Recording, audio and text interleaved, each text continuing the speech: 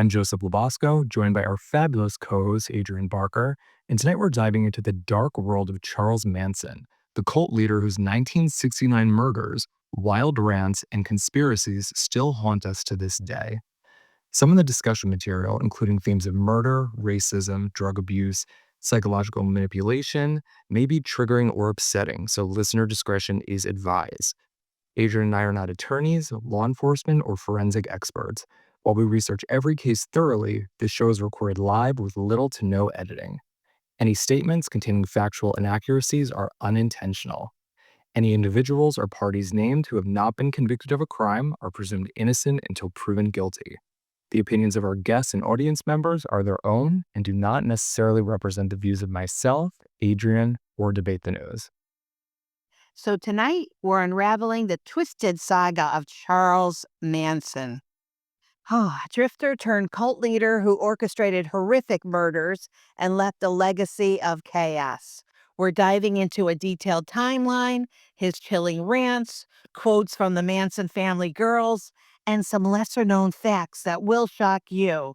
We're going to split the timeline, we're going to share insights, and debate why this case still grips us. So let's start with a timeline. So Charles Mills Manson was born in 1934 to a teenage mother and had a troubled, chaotic childhood.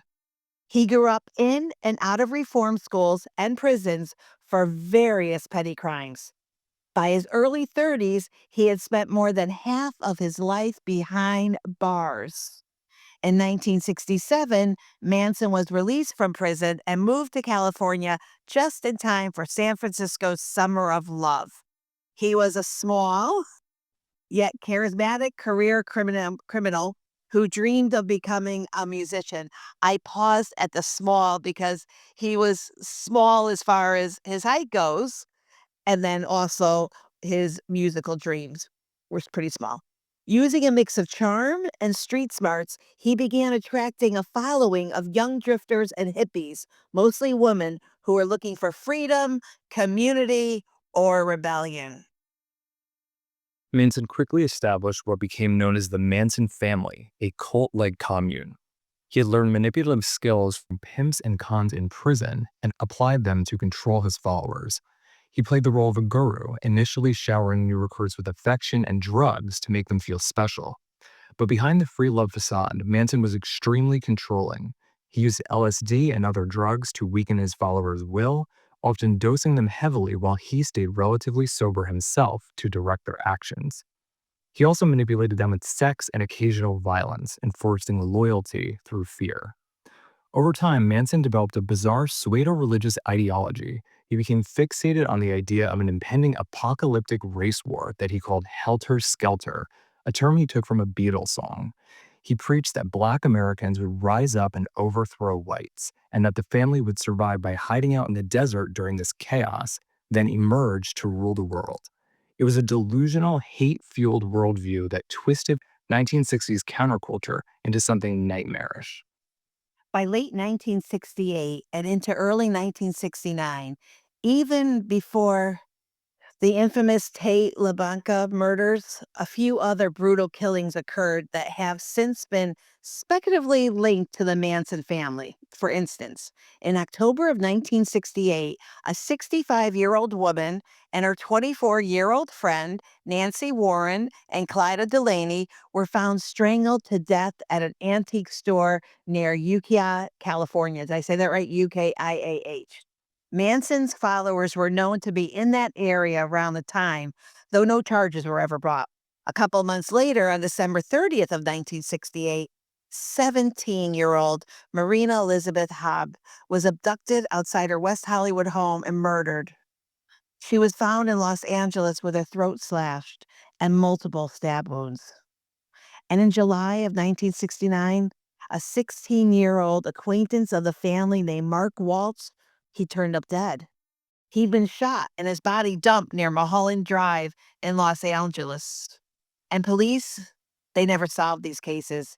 And years later, some investigators would quietly suspect that Manson's group might have had a hand in these early murders, giving the timing and the brutality though this does remain unproven.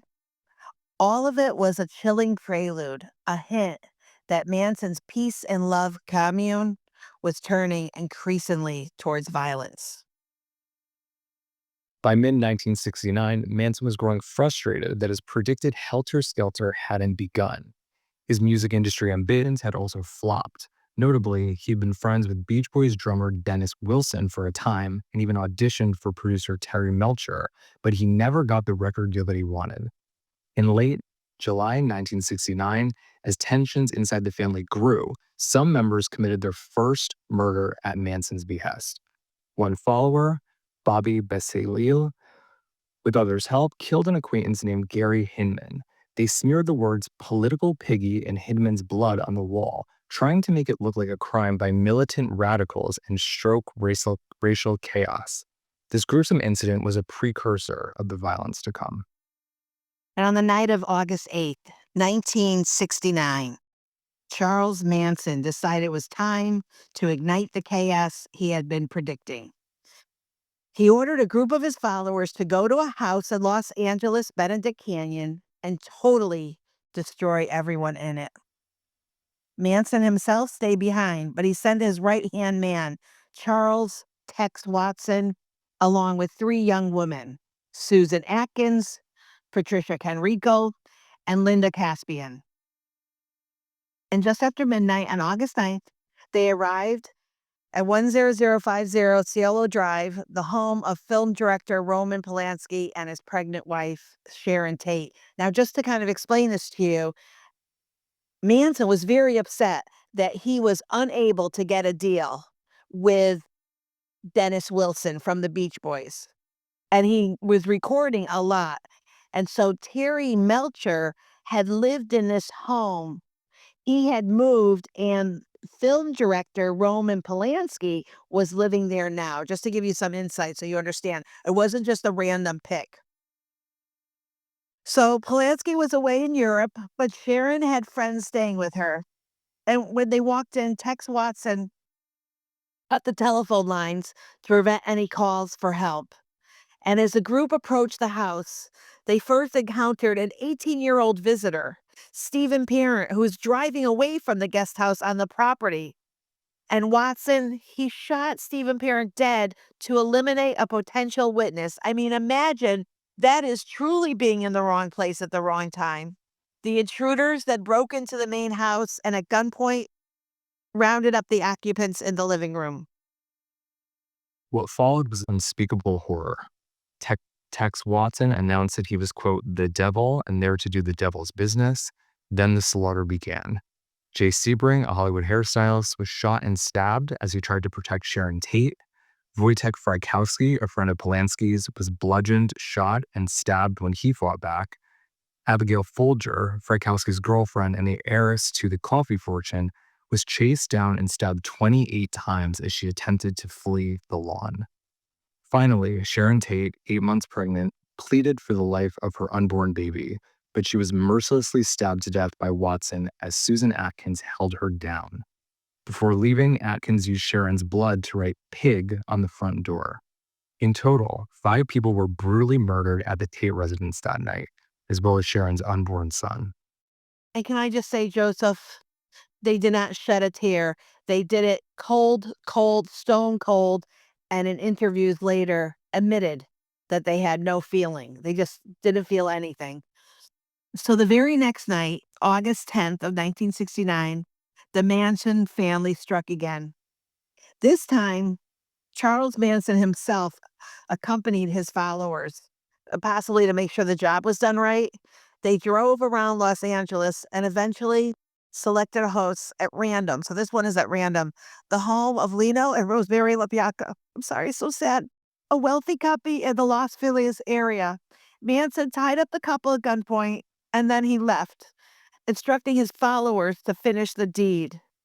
And Tex Watson, Patricia Krenriegel, and Leslie Van Houten proceeded to stab the LaBiancas to death with gruesome savagery. And the killers wrote messages in the victim's blood, "Death to pigs," and a misspelled "helter skelter" on the walls and refrigerator. By the end of that weekend, 7 people had been viciously slain, and Los Angeles was in a state of pure panic. Random, nightmarish murders had shattered the city's sense of safety. But the bloodshed did not end that weekend. Just weeks later, in late August 1969, the family also murdered Donald Shorty Shea, a 35-year-old stuntman and ranch hand at Spawn Ranch. Manson suspected that Shea had helped the authorities or was trying to get the family kicked off the ranch after a police raid earlier that month. On Manson's orders, several family members ambushed Shorty Shea, brutally killing him and hiding his body. Shea's remains would not be found until nearly 8 years later in 1977, when one of the perpetrators finally revealed where they buried him. In a separate trial in 1971, Manson and 2 of his followers were convicted of Shorty Shea's murder, solidifying this as another confirmed Manson family killing. In the wake of the Tate-LaBianca killings, Los Angeles was gripped by fear. No one knew who could have committed such atrocities or if they would strike again. People who once left their doors unlocked started buying guard dogs and guns. And the police, they were under enormous pressure to solve the crimes. But early on, they had few clues. And investigators initially failed to link the Tate and the LaBianca murders. And they even floated these theories around about drug deals or satanic cults. And in fact, Manson's attempt to mislead law enforcement by leaving the words like pig at the scenes actually did create confusion at first. And for several months, the killers remained unidentified and at large, while the public's paranoia only grew. During these months of uncertainty, a number of other gruesome murders and suspicious deaths in California made headlines and have since been theorized to be the work of the Manson family. In early November 1969, a Manson associate named John Zero Haught died in Venice, allegedly from a self-inflicted gunshot during a game of Russian roulette. However, police found the circumstances highly suspicious. The gun had been wiped clean of fingerprints and was fully loaded except for the one round fired. Just 2 days after that incident, on November 7, 1969, the mutilated bodies of 15-year-old James Sharp and 19-year-old Doreen Gall were discovered in a Los Angeles alley, not far from where the LaBiancas lived. Each of the young victims had been stabbed between 50 and 60 times in a frenzy. Investigators at the time noted the eerie similarities between this double murder and the Tate-LaBianca slayings in terms of the ferocity and overkill involved. And about a week later, on November 16, 1969, the body of 19-year-old Reach Jurvetson was found off Mulholland Drive in Los Angeles. She had been stabbed over 150 times in the neck and chest.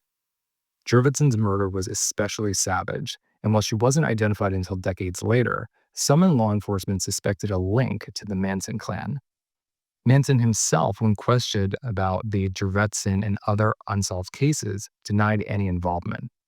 To this day, none of those particular 1969 murders have been officially solved, but the striking brutality and timing of these crimes have led LAPD cold case detectives and author to contemplate whether the family's carnage extended even further than the 7 known Tate-LaBianca murders. The breakthrough in the Tate-LaBianca investigation finally came from a bit of luck and a loose tongue.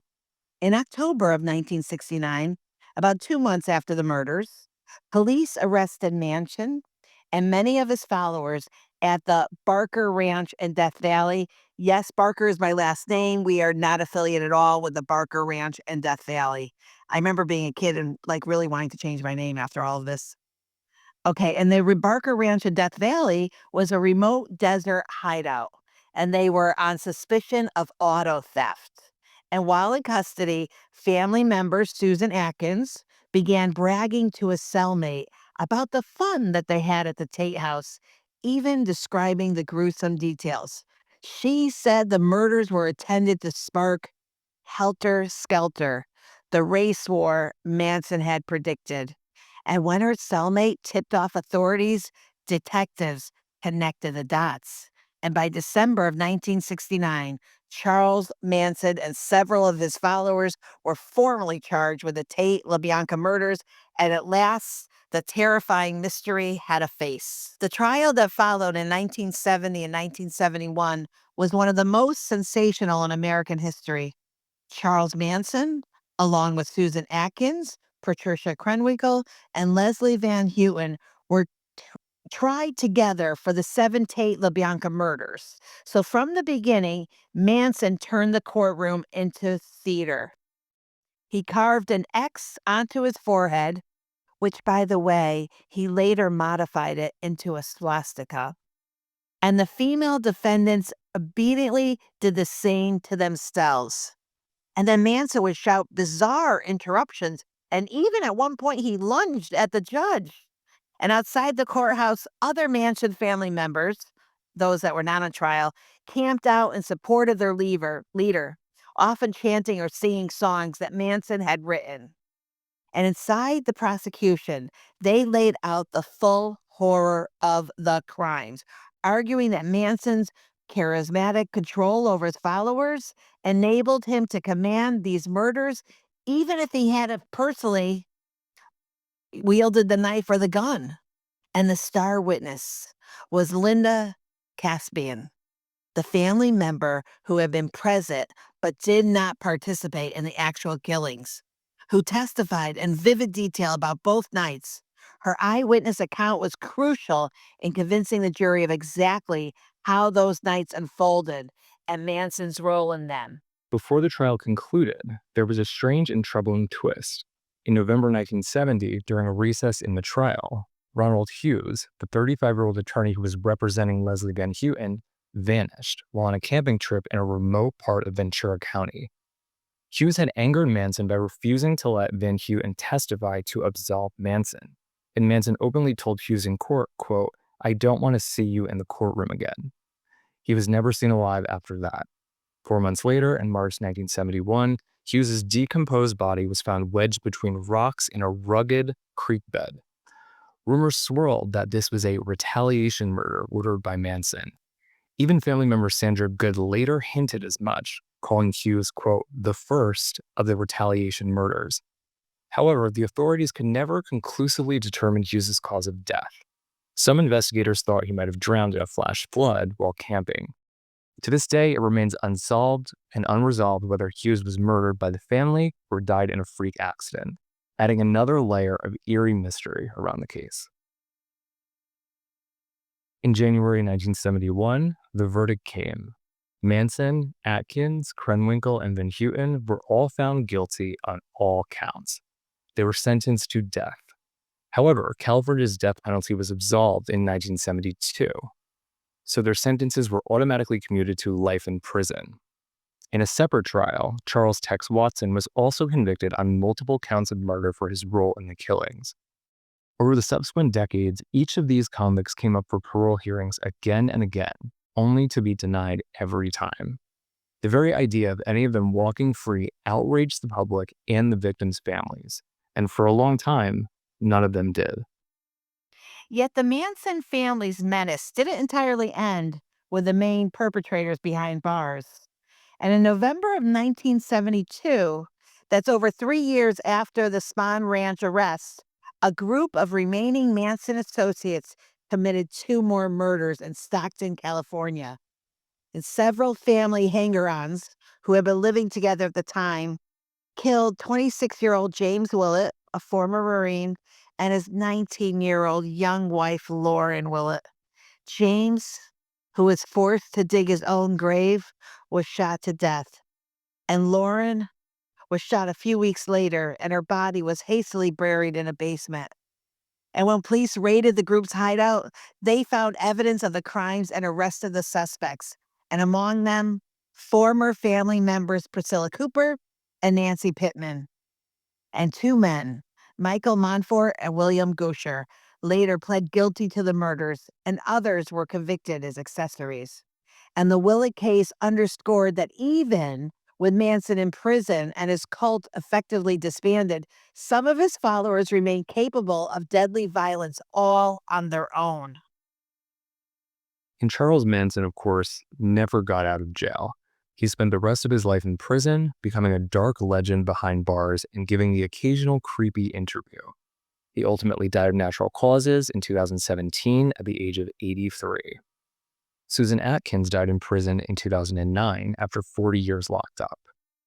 Patricia Krenwinkel and Tex Watson remain in prison to this day, still facing frequent parole denials. Leslie Van Houten, the youngest of the group, has been a different story. By many accounts, she reformed herself in prison, earning college degrees and expressing genuine remorse. Still, governors repeatedly blocked her release. It wasn't until 2023, after 53 years behind bars, that Van Houten was finally released on parole at age 73. Even over half of a century later, we're still talking about the Charles Manson case and what it means. It leaves us with so many difficult questions about the nature of Manson's true motive, about how much blame falls on the followers under his sway, about justice and the possibility of rehabilitation, and about the role of the media in all of this. Now, we'd like to turn these questions over to you. So, we're going to go the discussion part, but I want to explain to our friends that may be listening to the podcast, and we hope that you please leave a review and share the podcast with your family and friends. But you're probably wondering, like, okay, I hear Joseph, and he's got a really smooth sounding voice. You're probably saying to yourself, I hear Adrienne. She's kind of like a crybaby. But there's gonna be other voices. Those other voices are because we are actually live on Chatter Social, CHATTER social.io. Download it from your app store. Come in, and you can be part of the conversation. And we are so grateful to be part of the Debate the News team, where that's what we do, exactly what it says, debating the news. So what are you waiting for? Get on Chatter. I keep saying it every day. So, Joseph, what part of Charles Manson's story or the background surprised you the most, and why? So to me, the most surprising was that he had spent more time in prison than out of prison by the time he was in his 30s. I did not realize that he was such a serial offender and that he even, I think at one point when they were releasing him, didn't want to leave. He actually asked them to keep him in jail because he said it felt like home. So that was just wild to me.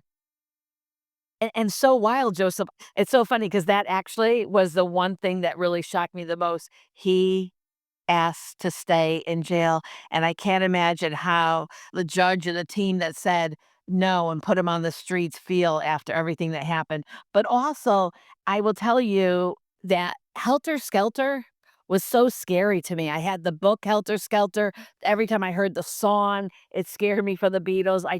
It just felt like just the saddest thing that could ever happen. Even as a kid, remember feeling the first wave of not depression, but that incredible sadness to the thought of Sharon Tate being 8.5 months pregnant and waiting and having that happen with the coldest of the devils in the room with her. That really affected me the most. All right, we want to hear from you guys. So let's see. We've got quite a few people in the room. This is Kim. I remember reading Helter Skelter in high school. I graduated in 1978. That, yeah, it was just horrendous. And I just couldn't imagine somebody being that evil that they would do that. But I did not know that he was a little man. And I did not know that he spent half his life in prison before all this started. Yep, exactly. Exactly. I have to say, I didn't know that his music wasn't that, like, awful. So, Joseph, what did you think about his music? That's so funny that you say that. I didn't listen to any of his music. I think they may have played it in snippets in the documentary, but I have not heard any of like the full songs or anything. No, I only listened to the documentary. I feel like it would be wrong to listen to a song or to even try to find it. Like, I won't do it. But what I heard in the documentary, I'm like, "Oh, okay, I could see where they were investing some money." But then the way he just turned, oh, it was awful. Anyone else want to share what part of the story or background surprised you the most and why? This is Debbie. I'm going to say that the part that he had spent so much time in jail, I did not know that part of it. And I agree that the Karen Tate, when she was pregnant and being murdered, that That to me, I mean, the whole entire case is just completely sad and so many senseless deaths, but that's the one that hits me the hardest because she was pregnant. So this is lyrical. Hi. I definitely was the pregnant part. Yeah, that broke my heart. Being pregnant in my life, just imagining like putting myself there, and I was like, oh my gosh, poor girl. That broke my heart. But my main thing that stuck out was the way that these people actually followed him and did everything he said. I was like, I was just, I was so kind of mind blown at the fact that people actually would do that. Just, I didn't understand that part at all. Yeah. Yeah, normally you could beg for something like that. Normally, most people aren't that stone cold of a killer to just do it the way they did.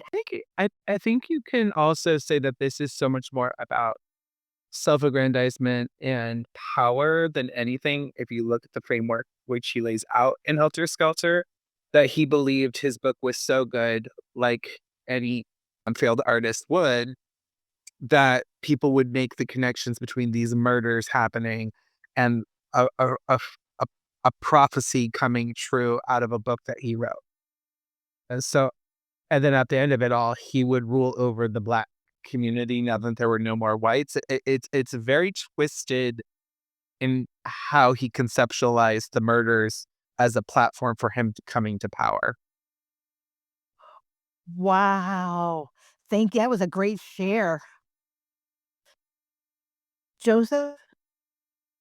Yeah, thank you, Stephen. I agree. It's horrendous that these murders even happened in the first place, but to know that Charles Manson was calculatedly motivated to commit these murders to try to incite a race war is just it's a whole nother level of crazy. And it's wild to me because he essentially prophesized that this thing would happen. There would be this race war and the world would end.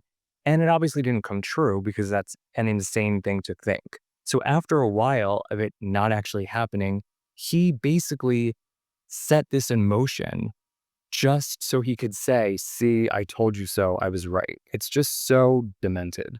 It is so bizarre. Also, Joseph, he's not even that good looking of a guy. Yeah, if I remember right, when I read the book, it was to me, it was like all about the drugs, and he made these girls feel special because they were all around him. Then he'd come across these men, and then these men would like go, "Oh, he must be cool because he's got all the girls." And then, of course, they shared the girls and did all the things. And so I think he manipulated and just used the drugs in order to get control of all of them. Well, there's also this like smallest man in the world kind of syndrome going on here too, because he wants to be the biggest person in the world, right? He wants to be like the most famous name on everybody's lips, but he doesn't also want to do any of the work. So when he does put this helter skelter thing together, the acknowledgement that he was so wonderful and so right that everybody would have to look at him, that signifier wouldn't be like the applause of a crowd, but the extinction of a human race. And I think that there's just such a psychological dysfunction going on there that I had never recognized before. So true. I love your insight, Stephen. We want you to be here every Tuesdays and Thursdays from 7 o'clock to around 8:30. So lyrical. So remember earlier I did mention that MKUltra thing. So now this is like just a thought in my mind. So were they saying that maybe Manson was actually under the MKUltra and that's why he was doing what he was doing, or was it the girls were under MKUltra like from him? Because I was kind of not clear on that because now I'm wondering like how the government has always tried to incite race wars over all these years. And it just kinda seems weird, like, why he would do it, and if there was the MK Ultra involved, if that could have been something that happened. I love your question. But Joseph, what are your thoughts? Yeah, so the Chaos documentary hypothesizes a lot of things. Apparently, there was an individual who was linked to the MK Ultra program, which was a real program, and that he was in the same area as a medical clinic that I guess Charles Manson and his family were frequent patrons of that free medical clinic. And apparently everyone at the clinic knew them because they were so outrageous and just crazy. So the documentary tried to make that connection that because this MK Ultra linked person was in that area and potentially interacting with them, that maybe Charles Manson and or some of his family members had some involvement in that. Oh, yes. Yes, and I think part of it was so he was a heavy user of LSD, and he used it to control his family, we know that, and what they're saying is that kinda mirrored the MK Ultra's experiment with a drug to alter behavior, so O'Neill suggests that Manson may have learned psychological manipulation techniques indirectly through the exposure to CIA-funded environments, as he was known to audit followers using Scientology-like methods which some MK Ultra subpoenas explored. We are just speaking this, and we do not know anything, and we're not saying anything. And please, CIA, my name is Sally Sue, and I'm not saying anything negative about you. I don't even know if the CIA is still around. Now I'm nervous. But can we go back to the song? Because I'm like, that is crazy. Because the song Helter Skelter, does anyone remember what that song was about or what, because how did that turn into something else? Yeah, so it makes no sense to me at all, but Manson didn't make a lot of sense, and he loved the Beatles, and he wanted to be, a rock star and all of that. So in that demented mind of his, I could see him taking a simple song like that and thinking it had all kinds of meaning and playing it backwards and thinking Satan was talking to him and all that kind of stuff. It's crazy. Isn't it crazy that Manson saw the song Helter Skelter as like an insight to Black rebellion with murders? And the fact that he would frame Black Panthers with the blood messages like pig, like that to me was awful that he would do something like that. Susan Atkins, by the way, told Dateline in 1994, Charlie said the song was our destiny to start the war. Crazy. Let's go to some more questions. Joseph, what do you have any questions that you're burning that you want to kind of ask our chatter family? Yeah, I was gonna say, why don't we talk about the fact that Charles Manson didn't actually commit a lot of these murders himself. They were kind of at his direction. And in the Tate murders, he wasn't even present at the home. So why don't we talk about the culpability there? Do you think that Charles Manson was any less responsible than the people that actually committed the killings because he wasn't there? Was he ever actually ever kill anyone? Like himself do it? No, when they committed the LaBianca murders, he was present for that, but he left before the killing happened. Gonna say something really quick. I believe that, and I wasn't even born when this happened. I just like to watch a lot of crime stuff. But I think that she honestly was just so arrogant that he didn't think he could go down for anything if he wasn't physically present during the time of any crime. So I feel like that's why he's always in his mind. He just like he basically groomed them with drugs like people would do now and got them to do all of this stuff, thinking in his own mind that he would never has to pay for these crimes because he was never actually physically involved. Well, you just said that and you opened up the next question, which is, do you believe something like the Manson family could happen in today's world? Why or why not? I do believe it could happen in today's world. I don't know how far it would go because I do believe that if there's a lot of the assistance and help with mental illness and awareness or even belief, because back then, even I grew up with parents who were like, that's not a real thing, or this man, I think he knew very well what he was doing, but the people that he got to do it for him, I think that he chose them, particularly just like I said, anybody would do today. So I think it could happen. I don't know how far it would reach. And unfortunately, it's a sad thing that we probably only heard about most of it because there were famous people involved. Oh, interesting. Oh, lyrics puts a little twist in that. Well, Joseph, I love your thoughts on that. Do you believe something like the Manson family could happen in today's world? I mean, yeah, I think that anytime you have people like Charles Manson in the world, there's a possibility that they are gonna wrangle and manipulate a group of people and commit horrible crimes. So while I hope nothing like that ever happens again, I think it's always gonna remain a possibility.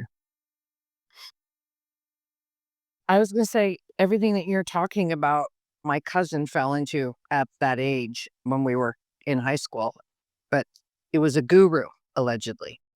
And he's now in his 70s, and I think he's finally just gotten out of it, him and his wife. But he had to be celibate and he had to share his wife with the guru. It was weird, weird shit. Some of these things, they didn't go around killing people, but yeah, these things that came out of the hippie, free love, San Francisco, summer of love, 69, all that stuff. There's a reason for it. And a lot of people then took it to the next level with, scams and whatnot. Not everybody did commit murders, though.